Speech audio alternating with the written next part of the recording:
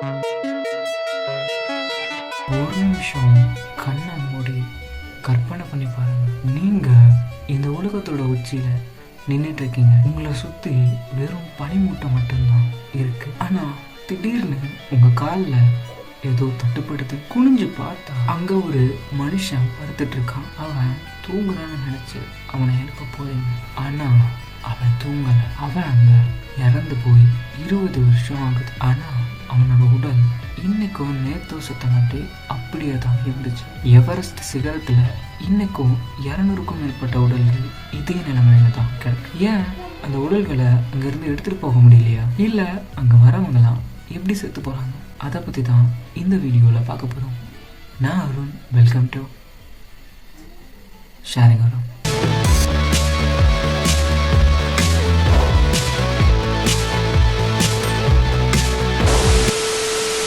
Everest சிகரத்துல 8000 அடிக்கு மேல இருக்கிற இடத்த டெத் ஜோன் அப்படின்னு சொல்லுவாங்க. அங்க போனா நீங்க உங்க சாவு கூட தான் போராடிட்டு இருப்பீங்க. இந்த இடத்துல தான் உலகத்துக்கே தெரிஞ்ச ஒரு உடல் இருக்கு. The green boots. 1996 எவரெஸ்ட் ஏறும்போது ஒரு இந்திய வீரர் இறந்து போறார். அவர் காலில் பச்சை கலர் பூட்ஸ் போட்டிருந்தாரு.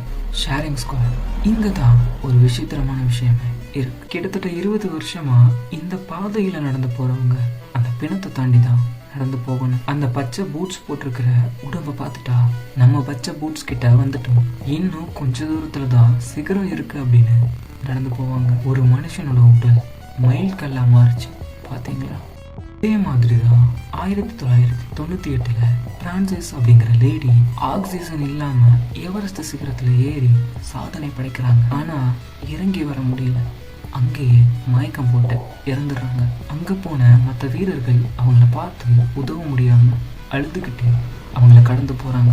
என்னை காப்பாத்துங்க, என்னை தனியா விட்டுட்டு போகாதீங்க அப்படிங்கிற குரல் அந்த எவரெஸ்ட் சிகரம் காத்துல கேட்டுக்கிட்டே தான் இருக்கும். 9 வருஷமா அவங்களோட உடல் அந்த பனிப்போர்வைக்குள்ள மூழ்கிக்கு.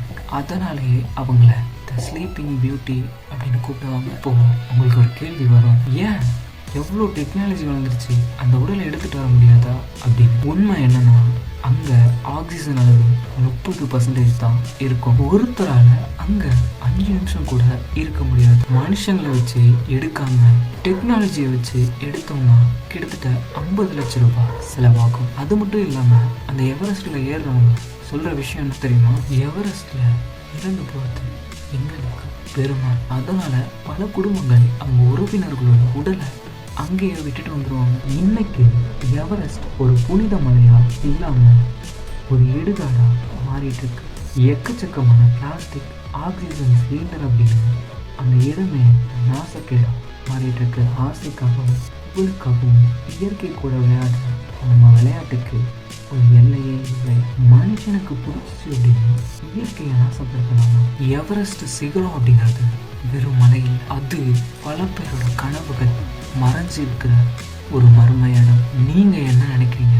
எவரெஸ்ட்ல ஏறுறது ஒரு சாதனையா இல்லை தேவையில்லாத வேலையா? உங்க கருத்துக்களை மறக்காம கமெண்ட்ல சொல்லுங்க. இந்த வீடியோ பிடிச்சிருந்தா லைக் பண்ணுங்க.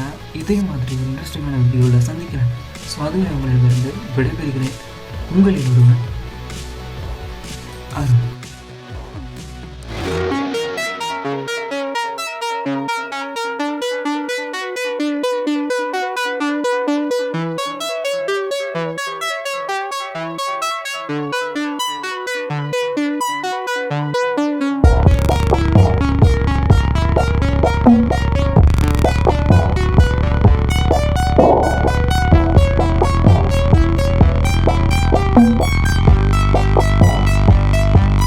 Oh.